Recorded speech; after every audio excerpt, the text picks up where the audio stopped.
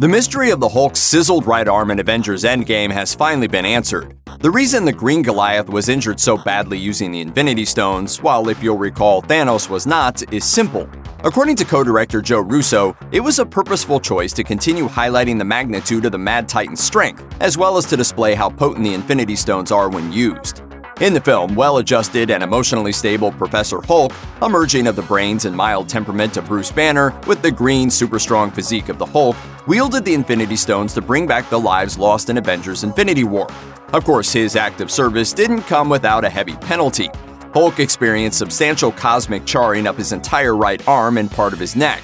By the end of the movie, the arm was rendered pretty much useless. Since he's presented as one of the most powerful characters in the Marvel Cinematic Universe, it came as a surprise to the audience and even his fellow Avengers that Hulk took such a substantial hit using the Infinity Stones, especially since he was deemed most likely to survive the impact of using Tony Stark's Infinity Gauntlet 2.0 to channel their power.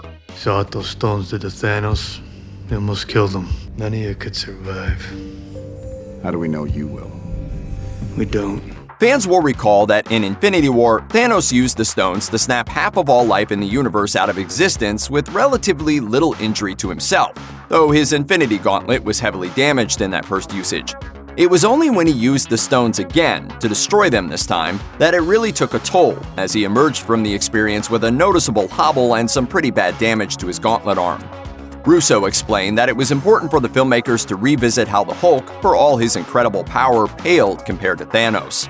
He explained, "We know how powerful Thanos is by his quick defeat of the Hulk in Infinity War, so this is an incredibly painful experience to put on the gauntlet that controls the universe. It permanently damages the most powerful beings and some of the most powerful creatures in these movies, and very few people can actually put that on and survive." Marvel Studios head of visual development Ryan Meiderding also explained that in early development, they considered giving Hulk a more substantial injury in the form of physically shriveling his arm, but ultimately abandoned the idea due to technical problems presented in later fight sequences. Meiderding revealed, "When Hulk brings everybody back with a snap using the Stark Gauntlet, they wanted Hulk to have paid a severe price for doing it. The idea of his arm being shriveled and messed up was where they were going with it initially, and I pitched that basically when his arm gets shriveled, he just rips his sleeve off and turns it into a sling to allow him to fight later on in the film and not have that asymmetry be something that was too odd. In the end, they worked it out fine in the movie without that concept." Endgame makes a big deal out of exacting cost. It's fair to say that Thor and Hulk are diametrically opposed examples of the best and worst ways to cope with the fallout of Infinity War. Oh my god! Oh my god, it's so good to see you! Give me your cuddly little rascal!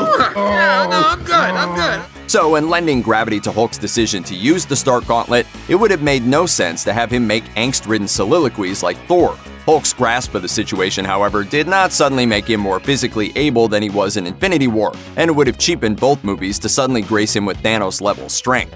One of the main themes of Avengers Endgame is sacrifice. The film demonstrates over and over again that the only way to be victorious over inevitable defeat is through cooperation, teamwork, and costly actions that exact a terrible personal price.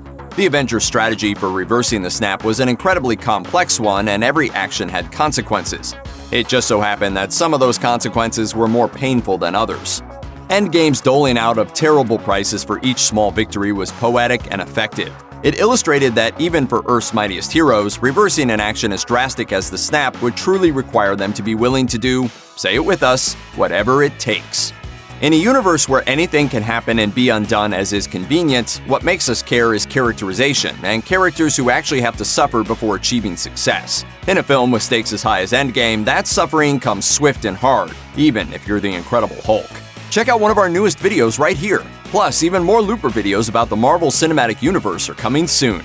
Subscribe to our YouTube channel and hit the bell so you don't miss a single one.